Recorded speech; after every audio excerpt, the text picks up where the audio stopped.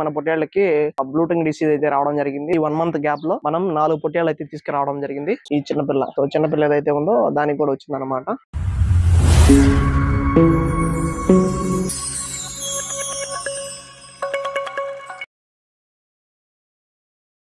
నమస్తే friends, welcome to village multi farming YouTube channel. Friends, మన ఛానల్లో వీడియో అప్లోడ్ చేసి దాదాపు 34 రోజులు అయితే కంప్లీట్ అయింది అనమాట. ఈ గ్యాప్ లో వచ్చేసి మన పొట్టేళ్ళకి బ్లూటింగ్ డిసీజ్ అయితే రావడం జరిగింది. ప్రెసెంట్ అయితే వర్షాలు పడడం వల్ల ఈ బ్లూటింగ్ డిసీజ్ ఏదైతే గాలి లేదంటే నోటి గాలి అని చెప్పేసి పిలుస్తారు కదా, సో ఈ డిసీజ్ అనేది ఫాస్ట్ గా అయితే అనిమల్స్ లో స్ప్రెడ్ అవడం అనేది జరుగుతుంది అనమాట. సో ప్రెసెంట్ వచ్చేసి ఈ వీడియోలో మనం దీనికి సంబంధించి ఈ డిసీజ్ సంబంధించి నేను ఎలా ట్రీట్మెంట్ చేశాను, అదేవిధంగా దానికి సంబంధించిన మెడిసిన్ ఏదైతే ఉందో దాని గురించి ఈ వీడియోలో ఎక్స్ప్లెయిన్ చేయబోతున్నాను.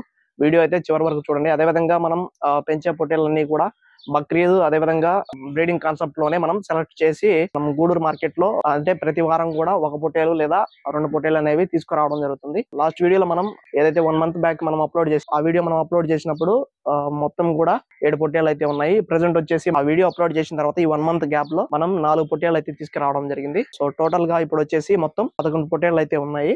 సో మీరు చూడొచ్చు, 1 2 3 4 5 6 7 8 9 10 11 టోటల్ వచ్చేసి మన దగ్గర 11 అయితే ఉన్నాయి అనమాట. మొత్తం 11 పొట్టేళ్ళు అయితే ఉన్నాయి. సో అదే విధంగా ఈ వీడియో మీరు కొత్తగా చూసినట్లయితే తప్పకుండా సబ్స్క్రైబ్ చేసుకోండి. అదేవిధంగా సబ్స్క్రైబర్స్ ఎవరైతే ఉన్నారో ఈ వీడియో చివరి వరకు చూసి ఈ వీడియోలో మీకు ఇన్ఫర్మేషన్ ఉంది అని అనిపిస్తే తప్పకుండా లైక్ చేయండి, ఓకేనా. సో మీరు లైక్ చేయడం వల్ల వీడియో అనేది ఎక్కువ మందికి షేర్ అవడం అనేది జరుగుతుంది అనమాట. సో తప్పకుండా అయితే లైక్ చేయండి, ఓకేనా. ఫస్ట్ మనం ఈ వ్యాధి యొక్క సిమ్టమ్స్ చూసుకున్నట్లయితే ఎప్పుడైతే బ్లూటంగ్ అంటే ఈ గాలి వ్యాధి ఎప్పుడైతే వస్తుందో దాని యొక్క పెదాలు నాలుక ఉబ్బి తర్వాత వచ్చేసి దానికి హెవీగా ఎక్కువ జ్వరంతో పాటుగా ఈ డిసీజ్ అయితే రావడం జరుగుతుంది.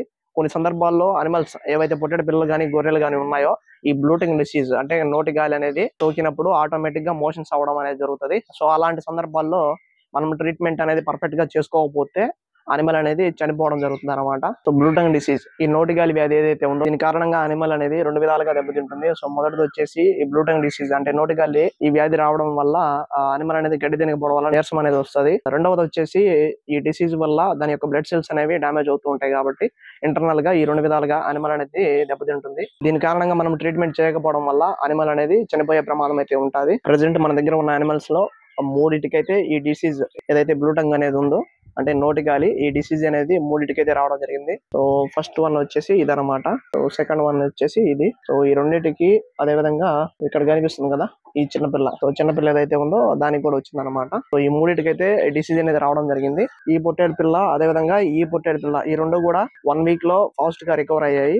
సో ఇది మాత్రం కొద్దిగా మోషన్స్ అనేవి ఎక్కువగా ఉండడం వల్ల ఒక 15 days పాటు అట్లానే ఉంది. సో ప్రెసెంట్ అయితే మోషన్స్ అనేవి ఆగిపోయినాయి, కాకపోతే వాష్ చేయలేదు, నీట్ గా కడగాలన్నమాట. ఇప్పుడు కడిగితే మళ్ళీ ఫీవర్ వస్తుందేమో అని చెప్పేసి నార్మల్ గా వదిలేసిన అనమాట.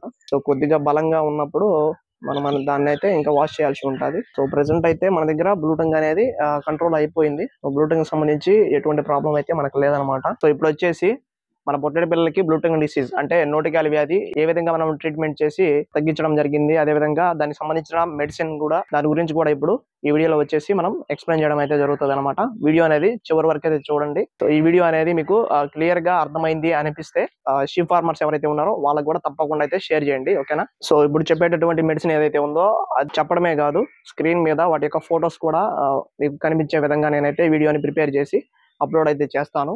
సో మొదటగా బ్లూటింగ్ డిసీజ్ వచ్చింది అని మనం ఐడెంటిఫై చేసినప్పుడు అది సరిగా మేయకుండా ఫస్ట్ నేను చెప్పినా కదా పెదవులు ఉబ్బడం అదేవిధంగా జ్వరం ఎక్కువగా ఉండడం ఇలాంటి సిమ్టమ్స్ తోటి లేదా మోషన్స్ అవడం ఇట్లాంటి సిమ్టమ్స్ తోటి కామ్ గా పడుకొని ఉంటది, గడ్డి అనేది తినదు. సో మీరు ఈ విధంగా ఐడెంటిఫై చేసిన వెంటనే మొదటి రోజు ఇవ్వాల్సిన మెడిసిన్ వచ్చేసి మొదటగా యాంటీబయాటిక్ లో చాలా రకాలు అయితే ఉన్నాయి. సో వాటిలో వచ్చేసి ఎన్రోఫ్లెక్సిన్ అయితే నేను తీసుకోవడం జరిగింది. సో నెక్స్ట్ వచ్చేసి యాంటీహిస్టామిన్స్ అంటే ఇన్ఫెక్షన్ సంబంధించి కూడా 2-3 రకాలు అయితే ఉన్నాయి. సో వాటిలో నేను తీసుకున్నటువంటి మెడిసిన్ వచ్చేసి అవెలిన్ అనమాట. సో నెక్స్ట్ పెయిన్ కిల్లర్ అదేవిధంగా ఫీవర్ రిలీవర్ అంటే జ్వరానికి నొప్పులకి సంబంధించి మెనోడెక్స్ ప్లస్, మెలాబెస్ట్, నిమ్సోలియాడ్ ఇట్లా 3-4 రకాలు అయితే ఉన్నాయి. వాటిలో వచ్చేసి నేను మెలోడెక్స్ ప్లస్ అయితే తీసుకోవడం జరిగింది. పొట్టేలికి నోటి గాలి వ్యాధి వచ్చిన వెంటనే మనం చేయవలసిన పని ఏంటంటే ముందుగా యాంటీబయాటిక్ వచ్చేసి ఎన్రోఫ్లెక్సిన్, అదేవిధంగా యాంటీహిస్టామిన్ వచ్చేసి అవెలిన్, తర్వాత pain killer and fever reliever అంటే జ్వరానికి నొప్పులకు సంబంధించి మెలోడెక్స్ ప్లస్ అయితే తీసుకొని ఈ 3టిని కూడా మనం డోసేజ్ ప్రకారం అంటే నేను ఇచ్చిన డోసేజ్ అయితే 10 కేజీల బరువుకి 1 ml చొప్పున అయితే నేను డోసేజ్ ఇచ్చాను. సో దాని ప్రకారం ఒక 20 కిలోలు ఉన్నట్లయితే 2 ml అంటే అన్నీ కూడా యాంటీబయాటిక్ వచ్చేసి 2 ml, అదేవిధంగా యాంటీహిస్టామిన్ అంటే అవిలిన్ వచ్చేసి 2 ml, మినరల్స్ ప్లస్ వచ్చేసి 2 ml. ఈ విధంగా మనం మొదటి రోజు అయితే ఇంజెక్ట్ చేయాల్సి ఉంటుంది. మళ్ళీ 24 గంటల తర్వాత అంటే రెండవ రోజు, మొదటి రోజు మనం ఇంజెక్ట్ చేసింది యాంటీబయాటిక్గా యూజ్ చేసిన ఫోర్టివిర్ ఎండ్రోఫ్లెక్సిన్ అనమాట. సో ఈ ఫోర్టివిర్ ఎండ్రోఫ్లెక్సిన్ అనేది లాంగ్ యాక్టింగ్ కాబట్టి కనీసం దీన్ని ఇచ్చిన తర్వాత 48 గంటల తర్వాత మాత్రమే మళ్ళీ మనం ఈ ఫోర్టివిర్ ఎండ్రోఫ్లెక్సిన్ ఎర్లీ అంటే లాంగ్ యాక్టింగ్ ఏదైతే ఉందో దీన్ని మళ్ళీ యూజ్ చేయాల్సి ఉంటుంది. అలా కాకుండా మనం 24 గంటలకు ఒకసారి మనం దీన్ని యూజ్ చేసినట్లయితే డోసేజ్ అనేది ఎక్కువైపోయి అనిమల్కి లివర్ డ్యామేజ్ అయితే అవుతుంది అనమాట. దాని కారణంగా చనిపోయే ప్రమాదం కూడా ఉంది. కాబట్టి మనం నెక్స్ట్ డే అంటే మనం 24 గంటలకే మళ్ళీ డోసేజ్ ఇవ్వాలి కాబట్టి యాంటీబయాటిక్ ఫోర్టివిర్ ఎండ్రోఫ్లెక్సిన్ ఏదైతే ఉందో దాన్ని ఆపేసి మిగిలిన అవిలిన్ తర్వాత మిలనక్స్ ప్లస్ ఈ రెండింటిని అయితే మనం మళ్ళీ 24 గంటల తర్వాత ఇంజెక్ట్ చేయాల్సి ఉంటుంది. ఇది రెండవ రోజు అనమాట. రెండవ రోజు అవిలిన్ మరియు మిలనక్స్ ప్లస్ మాత్రమే మనం ఇంజెక్ట్ చేయాల్సి ఉంటుంది. నెక్స్ట్ మళ్ళీ 24 గంటల తర్వాత అంటే మూడవ రోజు వచ్చేసి మనం ఫస్ట్ రోజు ఫోర్టివిర్ ఎండ్రోఫ్లెక్సిన్ ఇచ్చాం కాబట్టి సో మూడవ రోజుకి 48 గంటలు అయితే దాటిపోయింది కాబట్టి మనం మూడవ రోజు వచ్చేసి ఫోర్టివిర్ ఎండ్రోఫ్లెక్సిన్ దాంతోపాటుగా అవిలిన్ దాంతోపాటుగా మిలనక్స్ ప్లస్ అయితే మనం ఇవ్వాల్సి ఉంటుంది. సో ఇది మూడవ రోజు అనమాట. ఆల్మోస్ట్ మూడవ రోజుకి డిసీజ్ అనేది తగ్గుముఖం పడుతుంది. తగ్గుముఖం పట్టినప్పటికీ ఇంకా 2 రోజులు అయితే మీరు ట్రీట్మెంట్ చేయాల్సి ఉంటుంది.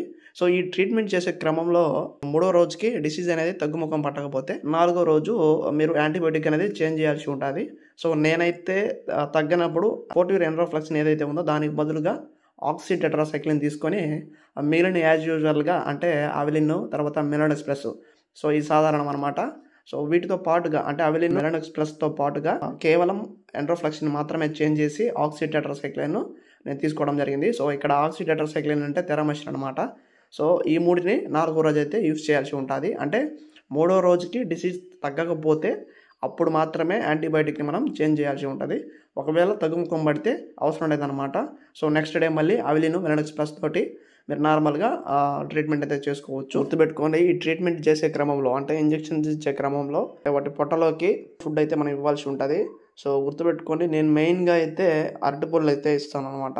సో తినిపిస్తాను, అవి తినలేవు అనమాట, అయినప్పటికీ తినిపిస్తాను.